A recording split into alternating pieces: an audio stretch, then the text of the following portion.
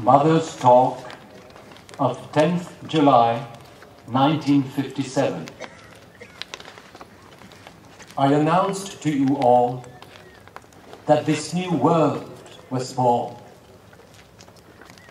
but it has been so engulfed, as it were, in the old world that so far the difference has not been very perceptible to many people.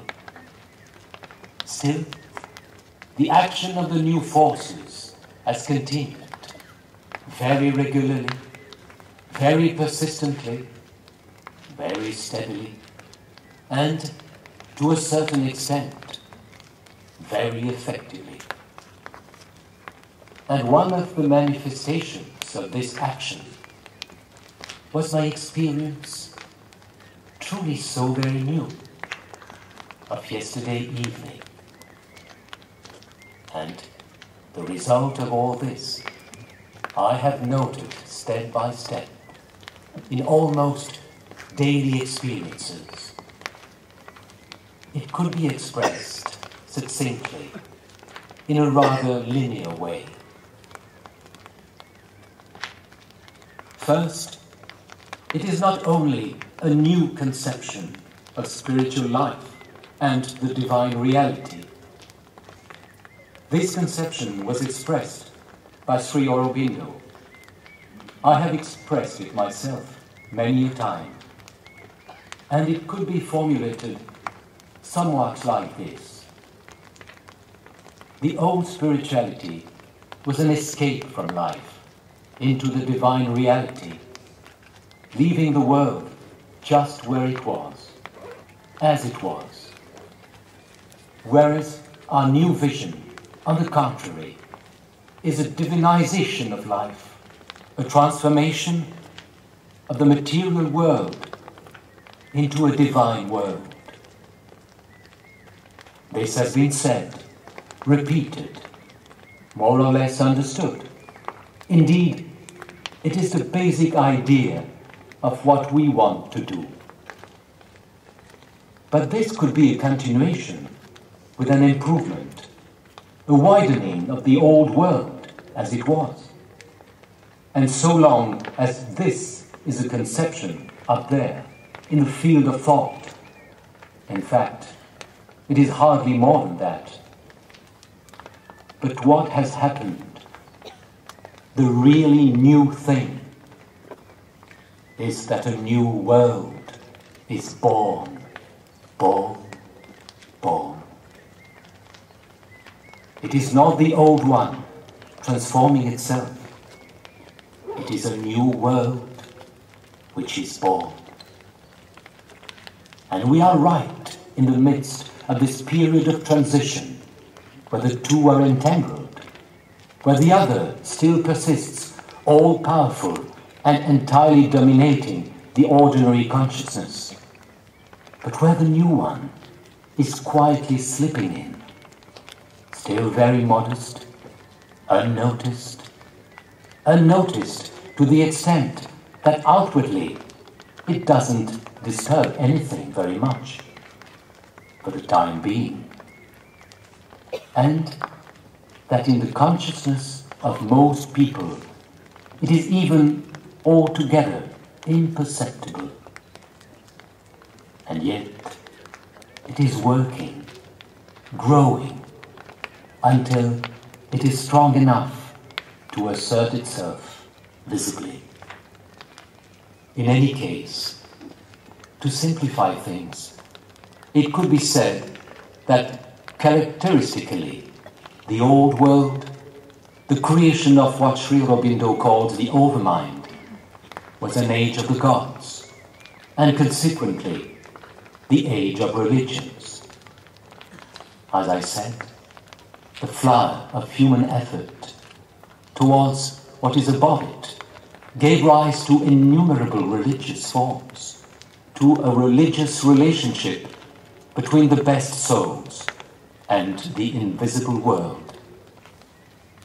And at the very summit of all that, as an effort towards a higher realization, there has arisen the idea of the unity of religions. of this one single thing which is behind all these manifestations. And this idea has truly been, so to speak, the extreme limit of human aspiration. Well, that is at the frontier. It is something that still belongs completely to the overmind world, the overmind creation, and which from there seems to be looking towards the other thing, which is a new creation it cannot grasp, which it tries to reach, feels coming, but cannot grasp. To grasp it, a reversal is needed. It is necessary to leave the overmind creation. It was necessary that the new creation, the supramental creation, should take place.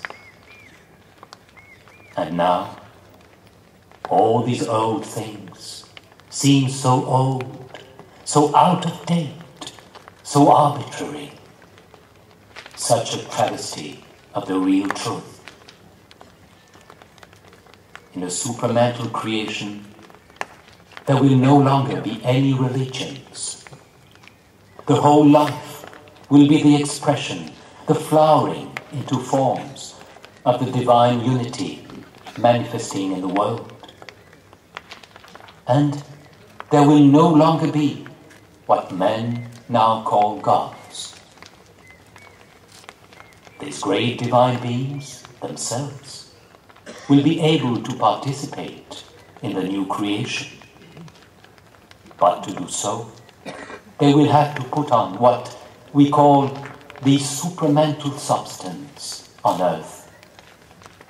And if some of them choose to remain in their world as they are, if they decide not to manifest physically their relation with the beings of a supramental earth, will be a relation of friends, collaborators, equals.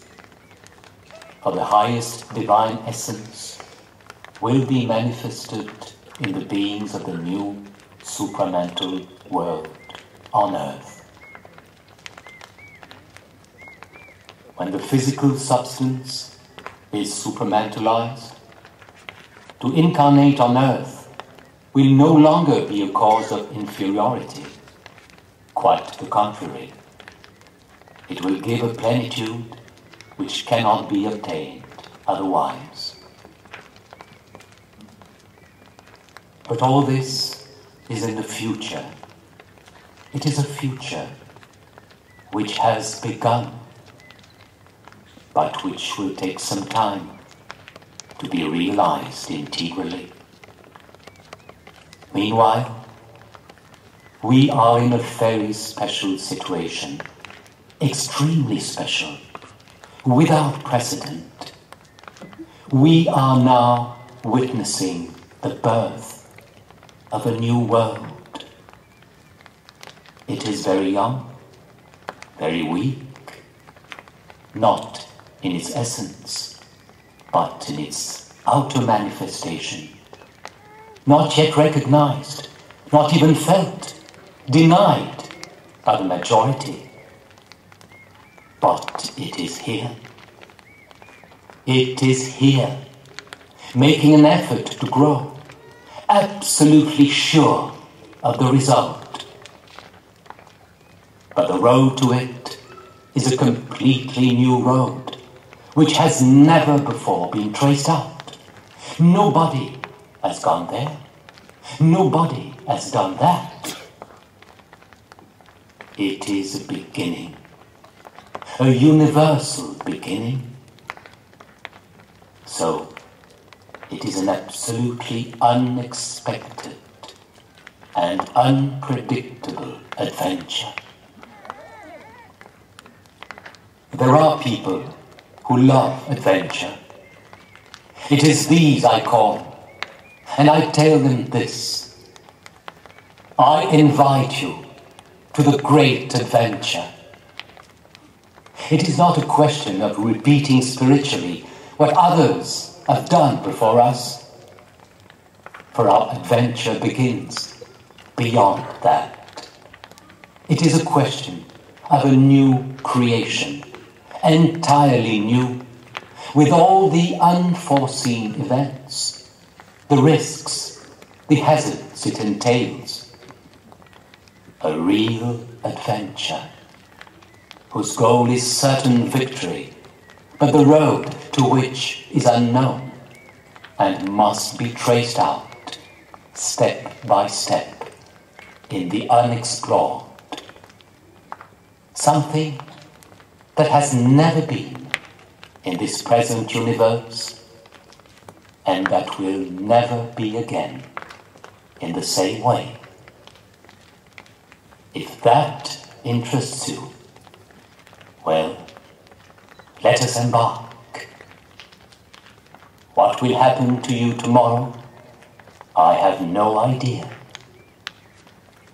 One must put aside all that has been foreseen, all that has been devised, all that has been constructed, and then set off, walking into the unknown. And come what may,